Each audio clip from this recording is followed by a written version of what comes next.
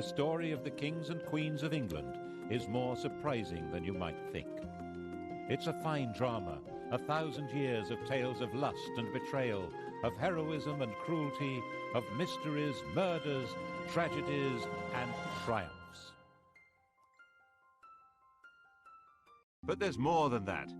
This episode begins with a king of England who ruled for over a year, but who simply vanished from the record. And it ends with a boy whose claim to the throne was based on fictions that became historical orthodoxy. We begin in the year 1216, in the reign of King Louis of England. Yes, King Louis, not the most famous king of England. At the request of the barons and with the enthusiastic support of the population of London, he'd come to England from France to take over the crown from John. And John, struggling to fight back, had fallen ill and died. Louis, who'd been acclaimed king at a mass in St. Paul's Cathedral, now had the throne to himself. He had no coronation, as the bishops had been excommunicated, but rulers are created in England by acclamation, not coronation, which is why the uncrowned Edward VIII was a king, and Lady Jane Grey, who did have a coronation, was not queen. And Louis got rubbed out of the list of England's monarchs because his acclamation was, with hindsight, withdrawn. That was because the barons had not expected Louis to appoint his friends from France and Flanders as his chief councillors. They'd expected to be given much more control over what went on, and then they thought, there's a better option. John had a 9-year-old son, Henry. Of course, no child had ever been king, but there's a first time for everything, and if the king was a child and one of the barons was regent, then the barons really would be running things. Of course, Louis controlled London, but the child was at Corfe Castle, and they could at least get him to the nearest abbey, Gloucester, to crown him. Of course, they didn't have the crown, but they could use his mother's gold neckband. Actually, they didn't have an archbishop available to do the coronation.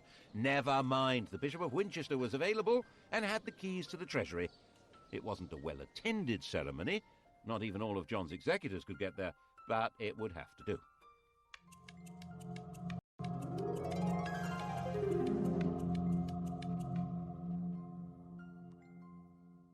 Naturally, little Henry III was not actually exercising the powers of king. That was the job of a baron, the regent. The chap that got the job was a 70-year-old Earl of Pembroke, William Marshal, a safe pair of hands if ever there was one, Old Faithful. Marshal had long ago been a bold pole of advancement by the simple if very unusual principle of loyalty to his lord and total trustworthiness. Everyone trusted him, and now the barons expected him to get rid of Louis and rule on behalf of little Henry.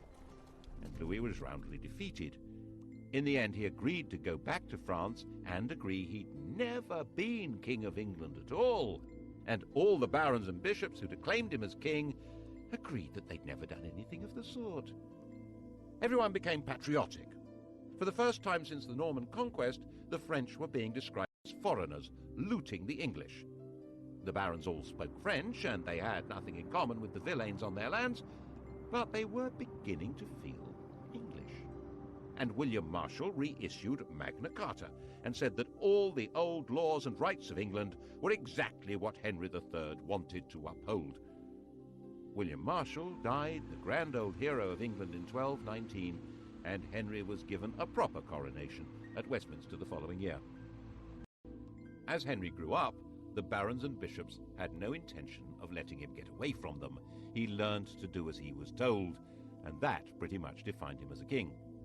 What the barons and the bishops hadn't thought about was that one day he would be listening not to them, but to his wife. Perhaps one of them should have married him. Instead, in 1236, he married Eleanor, a younger daughter of the Count of Provence. He was 29, she was about 19, and she wrapped him round her finger. She arrived with her uncle, who immediately started running the king's life and carted huge amounts of treasure off to his homeland. Then she got another uncle installed as Archbishop of Canterbury. Her physician became the Bishop of Durham, and large sums of money supposedly going to her mother were actually funding the wars of her brother-in-law, the Duke of Anjou. She was inevitably staggeringly unpopular. And however little money the king had, he always seemed able to support her relatives abroad, paying for their courts and their armies. In 1263, the population of London rose in rebellion. Their targets were Flemish bankers, Jewish financiers, and Queen Eleanor. She was in the Tower of London, London's royal palace, and got away from the Watergate to slip down the Thames to Windsor. As her boat approached London Bridge, she was pelted with missiles by a crowd shouting, "Drown the witch!" She managed to get back to the safety of the Tower. The kingdom had become ungovernable, at least by this king and queen. This was not the same country it had been in 1066. Towns had grown, trade had grown, London had grown. With the barons losing influence and Londoners angry, the crown itself was in danger. England was on the... A Frenchman on the make. The charming, clever younger son of a powerful and ruthless Norman lord, a chancer with style, Simon de Montfort. France was now ruled by King Louis's widow on behalf of their young son. She was a shrewd woman who decided that young Simon was dangerous stuff and forced him to escape abroad. He'd come to England in 1231 when he was about 23, intending to recover land his family had lost years ago. And he was really good at it. He became the best of friends with the impressionable Henry in no time, and Henry's sister fell for him. In 1238 they were married, and he was given back those lost family lands. He was Earl of Leicester. The English were suspicious of foreigners, so Simon completely converted into an Englishman. In 1239, Henry and Eleanor had a son. Simon sponsored the baptism. They chose the name Edward, after the great Anglo-Saxon king Edward the Confessor. This French royal family had adopted English patriotism. But as the political crisis deepened, Simon became increasingly committed to the total reform of government. Eventually, the crisis became a full-blooded civil war, and by the time the war ended in 1264, Henry and his son Edward were Simon's prisoners, and he took over the country. Simon now set about inventing an entirely new form of government, one which was based on the deeply rooted English principle of consent. In 1265, he summoned a meeting of the country, a parliament, at Westminster, to endorse his government. He summoned not only barons and bishops, but also 2 knights from each shire, and, most extraordinary, representatives from all the boroughs, the towns. He said he was acting in the king's name, but the king didn't have much to do with what was going on. In fact, Simon had established what we might see as a modern state. There was a written constitution, a symbolic king, a powerful leading minister, and there was a parliament with representatives of the church, the countryside, represented by great landowners and gentry, and of towns. We might see it like that. They didn't. To most people at the time, this was clearly the tyranny of Simon de Montfort. By now, Prince Edward was a grown man, 25 years old, and it was his job to overthrow this tyranny and restore the crown. First, of course, he had to escape imprisonment at Hereford Castle. The prince was allowed to exercise his horse on the common, so he wore out his guards' horses, racing with them, and then jumped onto a fresh horse that had been brought for the purpose and disappeared into the distance. What followed is into pieces. Henry was back on his throne, but it was Edward who was now running the country. This tall, muscular warrior, he was called Longshanks, had the military skill to crush the remaining rebels and the good sense not to punish them afterwards. He understood how to make peace and accepted the proposition that the king must respect legal limits on his power and consult with the nation. He also habitually spoke English, the first royal to do so since 1066. Parliament made him the steward of England. De Montfort's revolution had left its mark.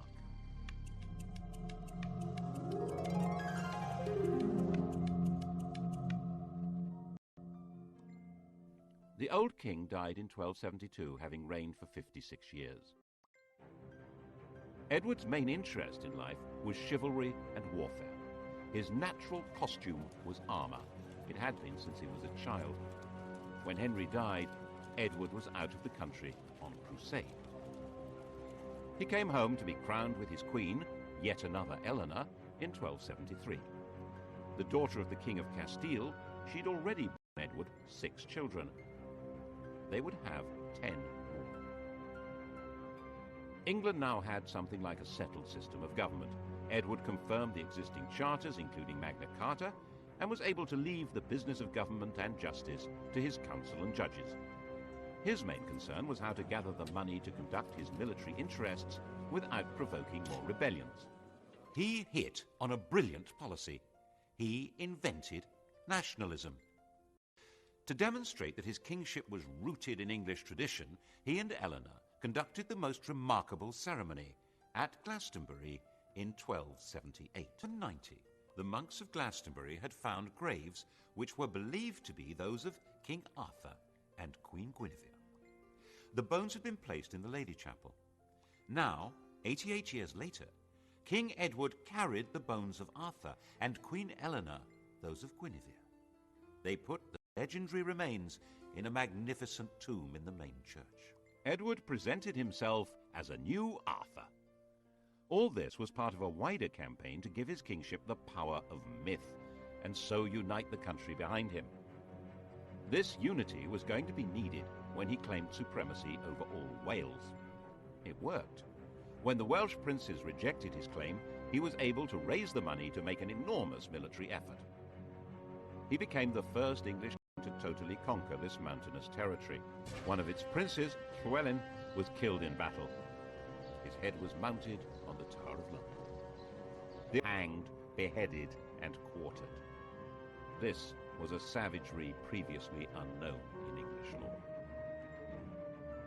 The English system of shires and hundreds was now extended to cover all Wales, and the conquest was emphasized by huge state-of-the-art royal castles like this one at Carnarvon. Edward's war chest was based on a new source of royal finance. In 1275, Parliament granted him the right to charge customs duties on wool.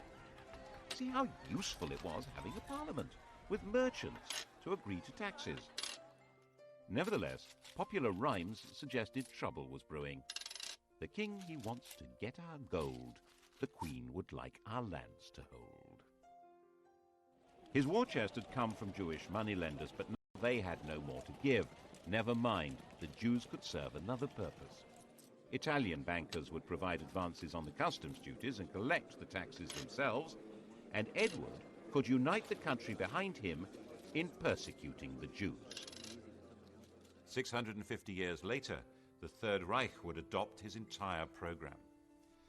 First, Edward decreed that they were a threat to the country. Their movements and activities were restricted.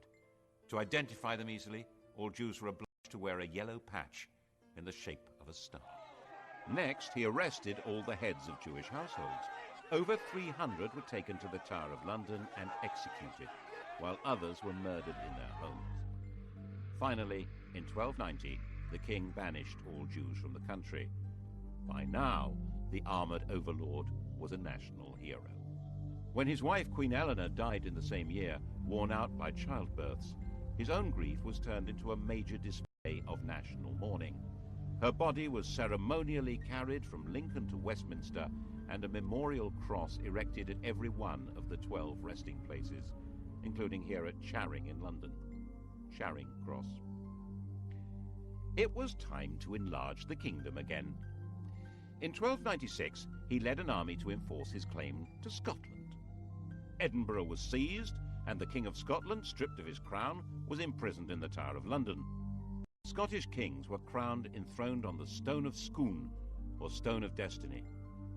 Edward had it moved to London and put in the coronation chair in Westminster Abbey.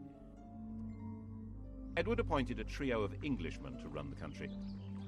Actually, his rule in Scotland was not noticeably harsh or unjust, but that was beside the point. His own conjuring of the demon of nationalism was turning against him. Ordinary Scots began to discover a feeling of national identity. A popular Scottish resistance movement grew, led by William. Most of Scotland had broken free before he was defeated. And then in 1306, rebellion began again, and Robert the Bruce was crowned King of Scotland. By now, Edward, the Hammer of the Scots, was old and sick. He tried to lead an army back into Scotland, but it became obvious he'd never get there. A few miles north of Carlisle, on his deathbed, he gave instructions to his 23-year-old heir, Edward, Prince of Wales. 100 knights were to crusade, carrying his heart. The army should carry his bones to defeat Scotland, and the prince was not to have anything further to do with his very, very close friend Piers Gaveston. The king was dead. Edward II was ready to party. Edward was physically tall and muscular, but his similarity to his father ended there. He had no interest in being a warlord. His father had taken him on campaign, but the prince travelled with a pet lion and a troop of Genoese fiddlers. Edward I had tried to change his character by assigning him a charismatic squire who was good at tournaments. This had backfired spectacularly. Edward and Piers Gaveston had fallen in love. Gaveston was banished, but obviously he was now coming back.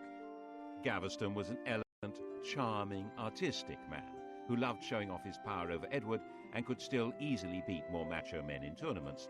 This was a recipe for a short life. Before his coronation, Edward married Isabella, the sister of the King of France. Then Gaveston was seen wearing Isabella's wedding jewellery. At the coronation, he showed up carrying the crown, wearing royal purple and pearls. Some of the barons wanted to kill him on the spot. Eventually, of course, they did kill him, here at Blacklow Hill in Warwickshire, having chased the king and Piers round the country. And then Robert Bruce, renegade King of Scotland, set about completing his War of Independence. He captured Edinburgh and besieged the last English stronghold, Stirling.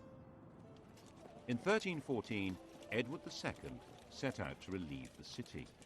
The battle at Bannockburn, just outside the castle, was a total disaster for the English. Edward's troubles were made worse by the fact that the climate, which had been benign for about 100 years, took a dramatic and long-term turn for the worse in 1315. As harvests failed and cattle died, the barons said that his extravagance and lack of direction was intolerable, so the grown-ups took over. The Earl of Lancaster, head of the council, was now acting as king, keeping Edward on a daily allowance of £10. Spencer was the only nobleman who had supported Gaveston. Eventually they managed to help him break free of the power of Leicester and the other great nobles, but no one had a solution to the unending run of bad harvests, and the apparent enthusiasm of the dispensers to enrich themselves made Edward's rule deeply unpopular, especially with his queen Isabella. In 1325 she got away to France and refused to come home unless the dispensers were thrown out. Worse, she'd fallen passionately in love with an ally of Leicester's who was hiding out in France, Roger Mortimer. Isabella and Mortimer gathered an army and invaded England in September 1326. As homophobia turned into mob rule, Isabella and Mortimer were joyously welcomed to London. In a few months it was all over. The elder dispenser, almost 90 years old, was hanged without being given time to take off his armour. The younger had his genitals cut off. Then he was disemboweled. The object was for Isabella and Mortimer to rule in the name of her 14-year-old son. But the boy refused to accept the crown without his father's consent. So Edward, dressed in black, was deposed in a solemn ceremony. The steward of his household broke his staff of office. He broke down and cried. He was eventually moved to Markle Castle, where he was encouraged to die as soon as possible. He was denied sufficient food and clothing, he was prevented from sleeping, he was crowned with a crown of hay and shaved with ditch water. Isabella, generally known as the she-wolf of France, reproved the guards for their mild treatment. Since he would not die by himself, he was murdered in his bed on the 21st of September. It's said that he was raped with a red-hot poker. His dying shrieks were heard throughout the castle. Her homophobia had allowed Isabella and her lover Mortimer to brutally and illegally depose Edward II. That didn't make them heroes for long. Edward III, in whose name they ruled, was their prisoner. But in 1320, when he was 18, he broke free. They were staying in Nottingham, and he put together a plot to lead a band of armed men into the castle through an underground passage. They seized Mortimer and Isabella. Mortimer was hanged. Isabella shut away in Castle Rising in Norfolk.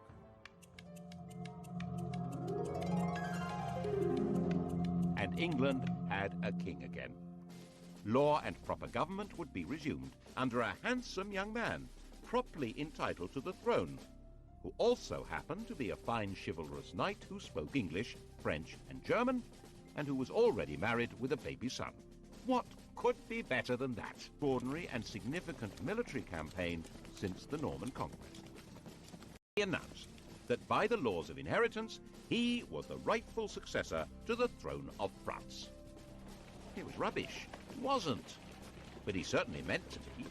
And in 1337, he began preparing his invasion. Actually, there were two genuine reasons for this, and neither had anything to do with the law of succession. One was that the French were supporting the Scots, and so long as that continued, the King of England would never be master of Scotland. And northern England would be constantly threatened by raiders, looters, and Scottish armies. The other was that England was now a busy commercial country selling wool to Flemish weavers.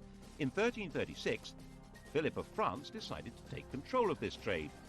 He arrested all English merchants in Flanders and took away the privileges of the Flemish towns and the craft guilds. English merchants pointed out that they'd lost their income. The king had lost his customs duties. The kingdom had lost its foreign trade. The coast on the far side of the Channel was vital to English security and prosperity. Whatever the cost, it must be kept open. The same imperative would force Britain to war against Napoleon, against the Kaiser, against Hitler. Edward was the first to have to face it. His solution was to claim France and break it. This little campaign is known to history as the 100 Years' War. This war actually changed the nature of the king's job, because it required a new kind of army. Ever since William the Conqueror, the idea had been that in exchange for their landholdings, lords and knights were supposed to turn up in arms and fight for the king when they were needed. But this didn't work very well for a war overseas. Firstly, a knight's service was only meant to be for 40 days at a time. That doesn't work with a 100 Years' War. Secondly, many knights felt that they shouldn't be obliged to go overseas at all. They were probably right. And thirdly, they weren't necessarily fighting men anymore. So Edward needed to have a professional army. Knights who didn't want to serve didn't have to. They could pay a tax called scutage that would allow Edward to hire professionals. Mercenaries were quick to see the opportunity for plunder and ransom and joined up. And freed from the need to pander to knightly good manners on the battlefield, Edward hired thousands of effective, deadly archers from the lower classes. Instead of being a feudal warlord, the king was now a professional commander. He invaded Normandy in 1346, and his professionals destroyed the old-fashioned feudal knights of France at Crécy, opening up that vital coast. Calais held out, and when native keys must be handed over by 6 leading burghers, barefoot, with nooses round their necks, to be hanged. When they arrived, the Queen publicly fell on her knees and pleaded for the burghers' lives, which of course Edward granted. This splendid pantomime was part of the theatre of royalty, which Edward was now developing to a magnificent art. The life of the king was being turned into a public performance. His court was the home of chivalry, and his lords and knights were given parts in the drama. It was a brilliant device for binding together war, taxation, and loyalty. The Queen was as important in this as the king. She led the ladies of the court, the judges of chivalric behavior, and she was the source of mercy, tempering her husband's justice. This was a religious image. People were encouraged to show devotion to the Virgin Mary, the Queen of Heaven, who would intercede and offer protection against divine judgment. Intercession was desperately needed by people who believed that God punished them with death. Death arrived at Weymouth in June 1348. Black Death. In less than a year, the whole country was stricken. No one could have understood what was happening. Once a person was infected, large, foul-smelling swellings developed in the groin, neck, and armpit. Death followed within 2 or 3 days. The disease killed more than a third of the population, and by 1350, the population of England was half that of 1315. In the midst of the dying, the theatre of royalty grew grander. Edward created the Order of the Garter, where two tournament teams played out an Arthurian drama based on St. George's Chapel at Windsor. The castle was rebuilt for the show. With the nobility bound to him by chivalric dreams, and the shires and towns granting funds for the war in Parliament, the French war could still go on. Another decisive victory at Poitiers in 1856 brought France to the point of disintegration. But by now, the war couldn't be ended. The nobility and troops saw endless vistas of plunder, while the king's only chance of income came not from his withered population, but from rich ransoms. This war would last 100 years. By the time Edward died in 1377, 65 years old, the townsmen and peasants of England were sick of the whole thing. The king's oldest son, Edward the Black Prince, had been the flower of chivalry and hugely popular, but he died a year before the king. The successor to the throne was the Black Prince's 10-year-old son, Richard.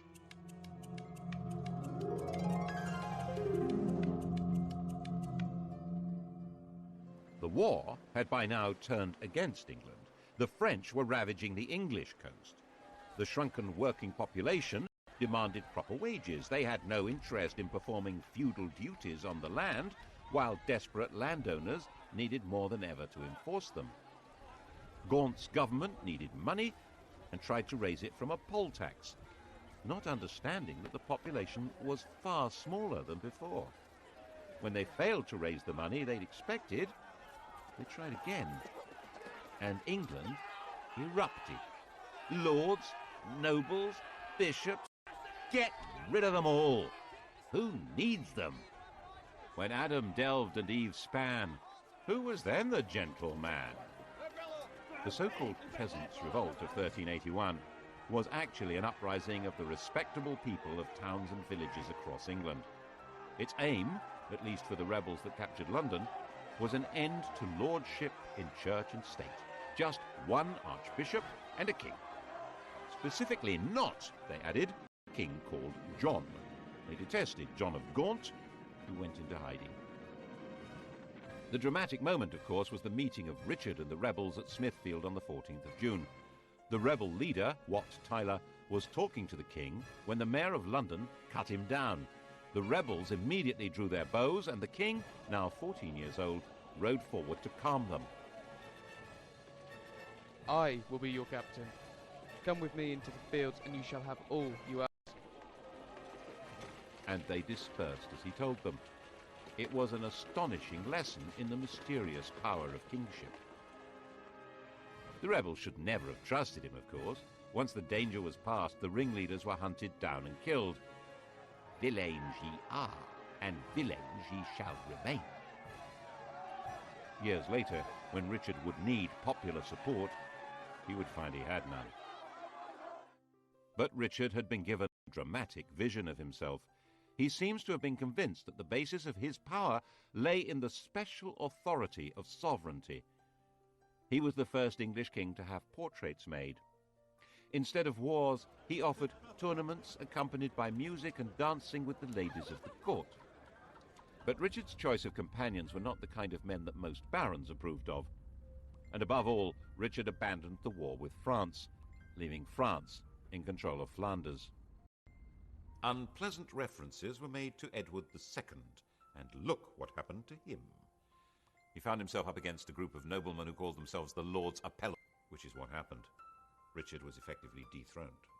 He was able to recover power in 1397. As part of his efforts to secure his throne, he exiled Henry Bolingbroke, John of Gaunt's son. But Bolingbroke came back with a vengeance, and Richard found that wherever he turned for support, it simply wasn't there. Bolingbroke captured him, demanded his voluntary abdication, and then sat on his throne. Richard disappeared into a prison in Pontefract Castle, where he was murdered. Richard had no children. The line of the Black Prince, Edward III's eldest son, had come to an end. The proper heir to the throne was an 8-year-old boy called Edmund, living in Ireland, the great-grandson of King Edward's second son. Henry's father was the third son, so Henry was certainly not heir to the throne.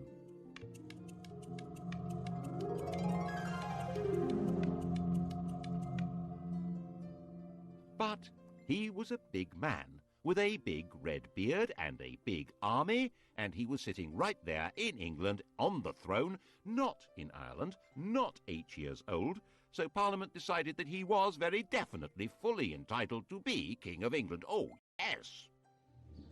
Edmund spent the whole of Bolingbroke's reign as a well-maintained prisoner. Henry was the first king to speak English as his native tongue. He was personable, brave, and a very capable leader in battle, but without legitimacy. He was clinging to power by his fingernails. Anyone who doubted Bolingbroke's right to be King of England could expect to be part hanged and then have their intestines pulled out before being killed. His regime became ever more repressive as he became more worried. There was an uprising in the north which he put down with real ferocity. It was said that he personally killed 30 men in battle. And the air hung heavy with the smoke of burning flesh as the English church, under this new regime, began burning heretics. The usurper needed to rule by fear, but the most frightened person in England was him, who'd seized the throne and killed King Richard, was a frightened man. He made himself sick with worry. Sometimes he sank into a coma.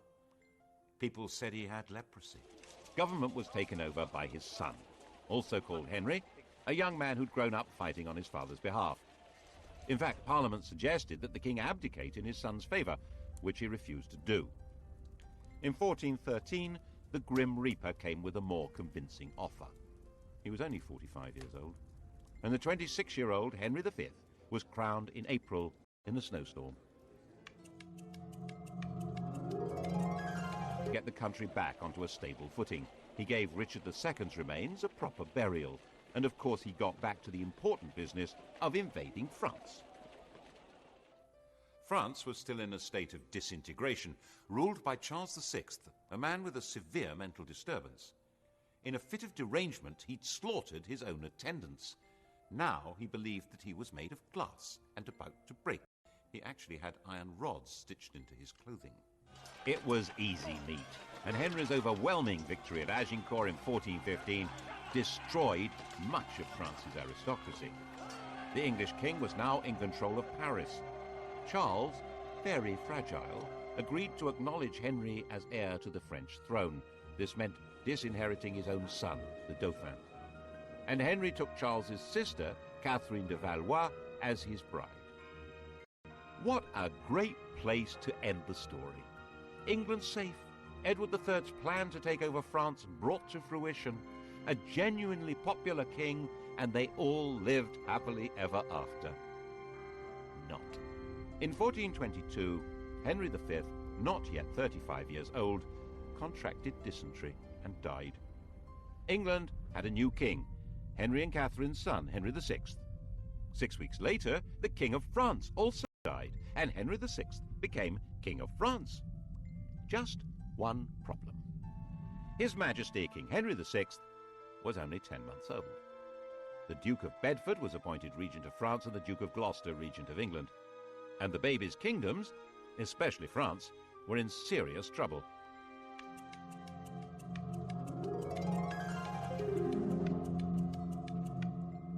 The Dauphin wanted his kingdom back, and everything the English had done, ravaging the countryside, destroying all authority and stability, could have been calculated to create a passionate nationalism.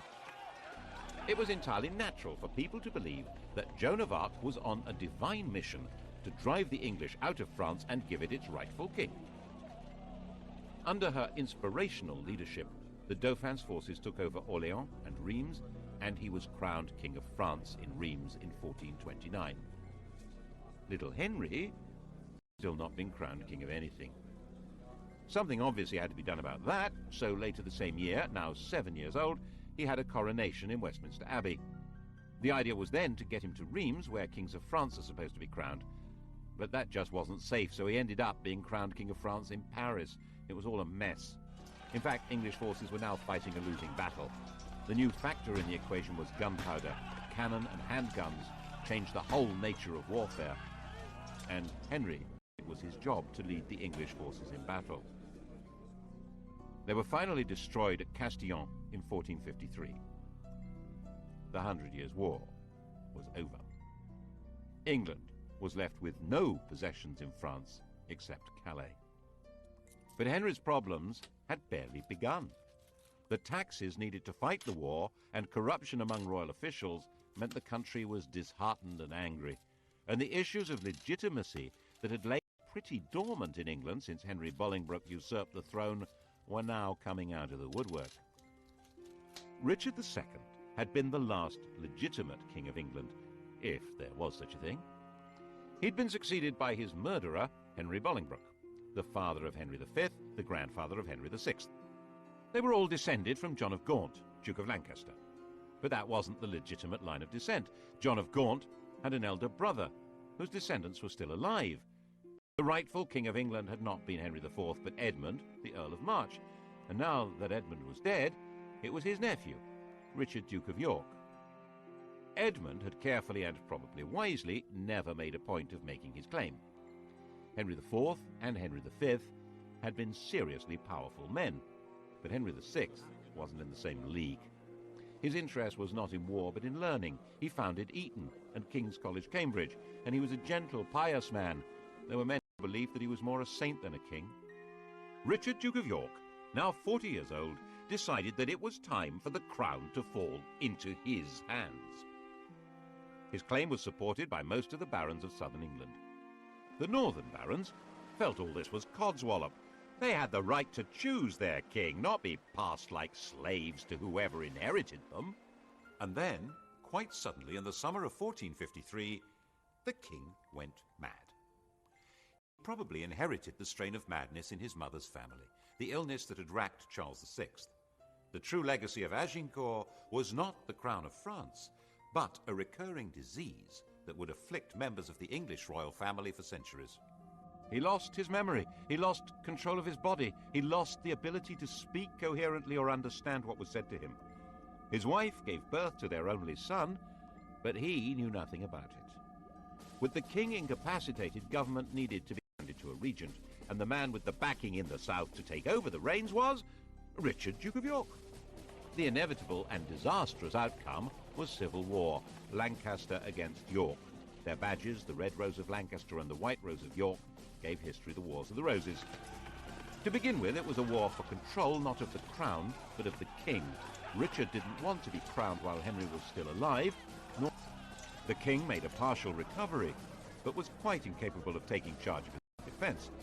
His queen made an impressive effort to do it for him. Margaret commanded in the Battle of Wakefield in 1460, when Richard of York was killed.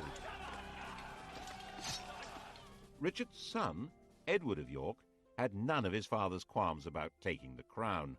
In March 1461, Edward, without any parliamentary approval, had himself crowned Edward IV.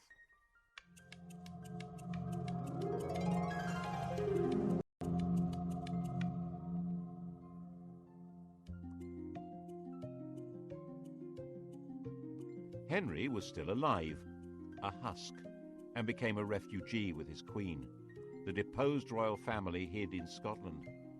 Then Henry was captured and became a prisoner in London. In 1470, an extraordinary upheaval backed by the King of France drove Edward IV from London, and Henry was rescued from prison and restored to his throne. It's said that while Edward plotted his return from exile in Holland, Henry had a curious interview with one of his distant relatives, a boy of 14, Henry Tudor. After the death of his father, Henry VI's mother, Catherine de Valois, had an affair with one of her servants, a Welshman, Owen ap Maredudd ap Tudor. It was probably King Henry who arranged the marriage of their son Edmund Tudor to Margaret Beaufort, a great-grandchild of John of Gaunt. Margaret became pregnant immediately. But the Beaufort family were disbarred by ancient royal charters from ever succeeding to the throne. So why did she call her baby Henry? No Beaufort had ever been called Henry. No Tudor had ever been called Henry. It was a king's name. It suggests that Owen had great plans for the boy, and that was obviously what Edward of York thought. As soon as he had Owen Tudor in his power, in 1461, he had his head chopped off. His head was displayed lit up with 100 candles.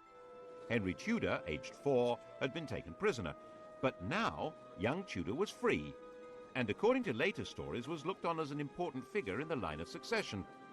According to Shakespeare, Henry VI looked at the boy and said, "Lo, surely this is he to whom both we and our adversaries shall hereafter give place." The following year, Edward IV made his counter-strike. King Henry's son was killed at the Battle of Tewkesbury, and Henry VI himself was captured. A few days later, he was murdered in the Tower of London. The Wars of the Roses were over, the competition between England's barons for nobles having been slaughtered. Henry Tudor was now head of the House of Lancaster. He had no claim to the throne, of course, coming from the debarred Beaufort family, so Edward should not have regarded him as a threat, in theory. Just to be on the safe side, he fled to Brittany. But Henry Tudor would be back, and he would make sure he controlled how the story was written. In the next program, we'll see how Henry Tudor shaped our knowledge of what followed, creating the story of the most evil king in history and setting the stage for the most heroic queen. How much do you know about Henry V? Sky Digital viewers, press red and take our test. The turbulent reigns of the Tudors tonight at 10. Coming up next, protecting US bombers from German attack, the P-51 Mustang, decisive weapon.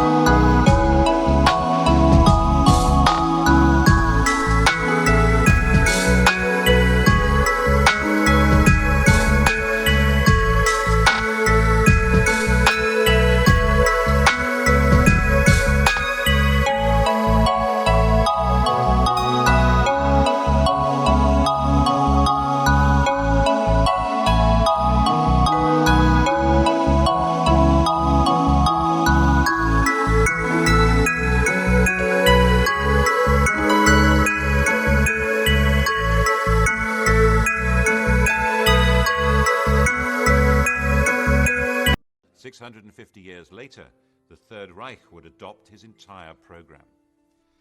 First, Edward decreed that they were a threat to the country. Their movements and activities were restricted. To identify them easily, all Jews were obliged to wear a yellow patch in the shape of a star. Next, he arrested all the heads of Jewish households. Over 300 were taken to the Tower of London and executed, while others were murdered in their homes. Finally, in 1290, the king banished all Jews from the country. By now, the armoured overlord was a national hero. When his wife Queen Eleanor died in the same year, worn out by childbirths, his own grief was turned into a major display of national mourning. Her body was ceremonially carried from Lincoln to Westminster, and a memorial cross erected at every one of the 12 resting places, including here at Charing in London. Charing Cross. It was time to enlarge the kingdom again. In 1296, he led an army to enforce his claim to Scotland. Edinburgh was seized, and the King of Scotland, stripped of his crown, was imprisoned in the Tower of London. Scottish kings were crowned enthroned on the Stone of Scone, or Stone of Destiny. Edward had it moved to London and put in the coronation chair in Westminster Abbey. Edward appointed a trio of English